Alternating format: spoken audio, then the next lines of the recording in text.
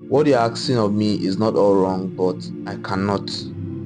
It goes against my discipline, it goes against my values, so I cannot.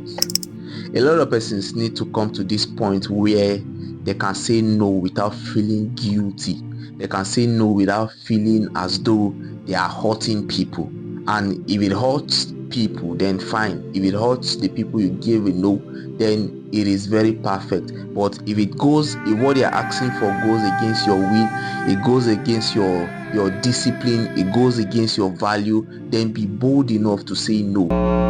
Don't be a people pleaser. In fact, in 2026, don't be a people pleaser.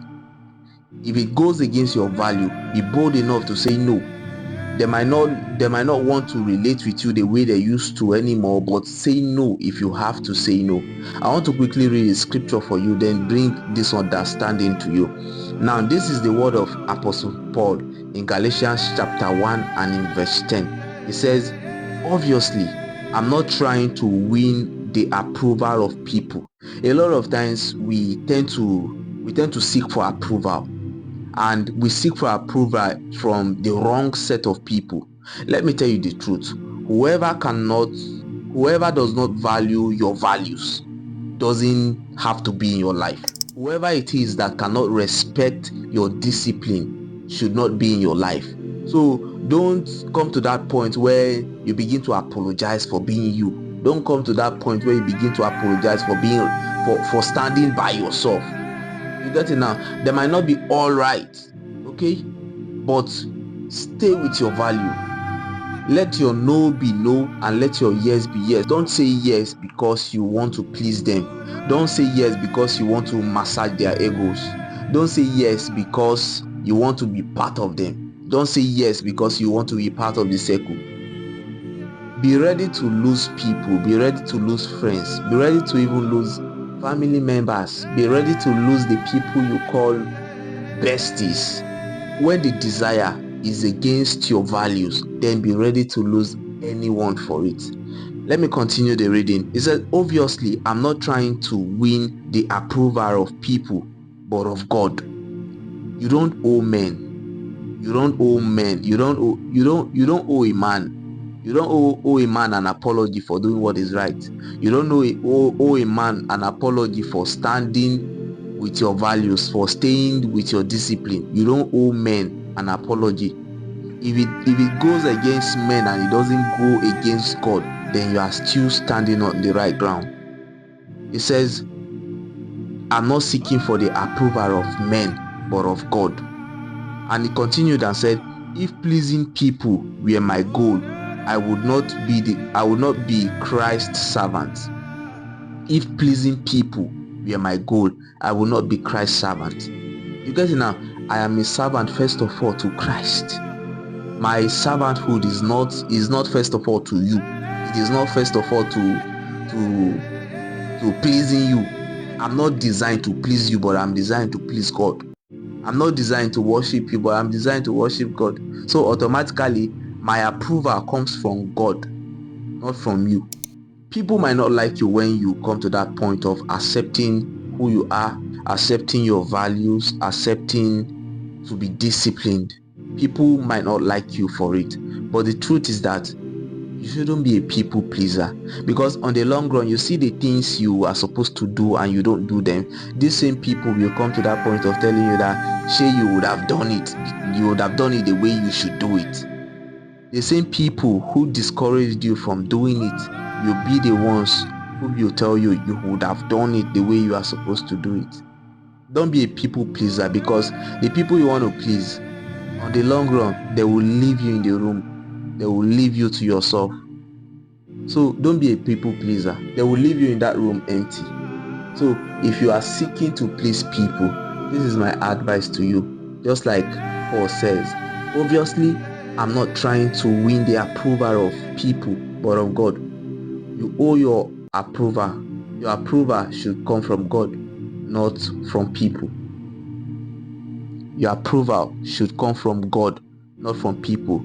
Yes, sometimes we need men to cheer us up and all of that, but what is the advantage when people cheer you up and God isn't? What is the advantage when people are backing you and God isn't?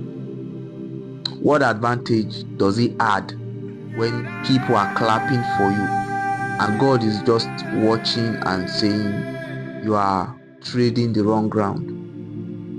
What is the advantage of being in the circle when God is expecting you to be more of it? You get it now?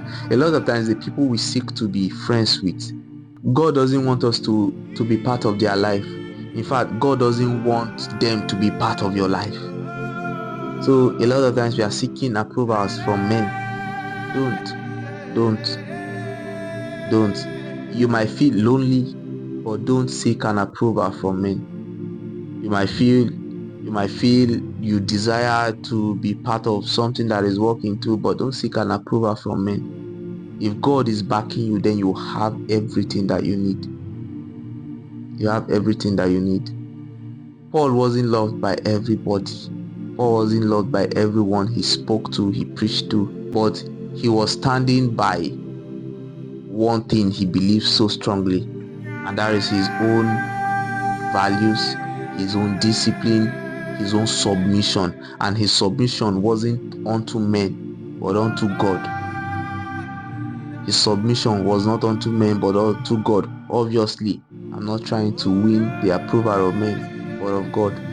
So I'm working towards God clapping for me, not men clapping. Men might not be clapping. Okay, fine, perfect.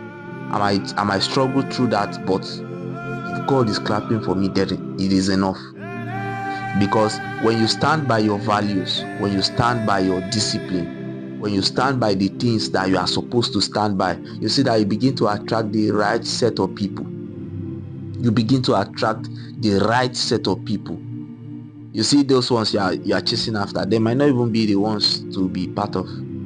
But when you begin to stand by the things that you sincerely believe in, you see that the right set of people begin to come to your life. You attract them. So stand by your truth, stand by your values. Just like Paul, stand by your discipline, stand by your values.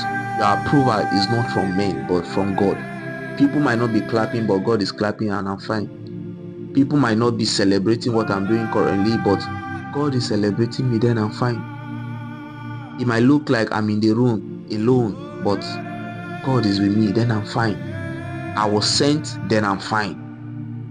I was sent first of all not by men. I might be sent to men, but I'm not sent by men. So my approval is not how well did I do it from men. My approval is unto God. Did I do the bidding of God? Did I do what is in the heart of my Father? That is it. And with this kind of knowledge, you see that whoever comes to your life or goes out of your life is still all perfect.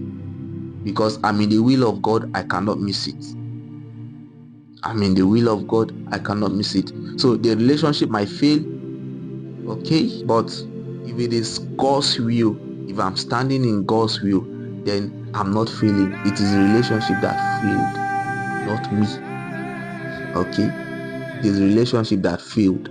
Relationship with a man that failed, not the relationship with my God. So with this knowledge, then you are able to run correctly through life and destiny. Okay, so God bless you. See you in my next video, and subscribe, like, share to anyone that needs this, and I'll see you again. Bye.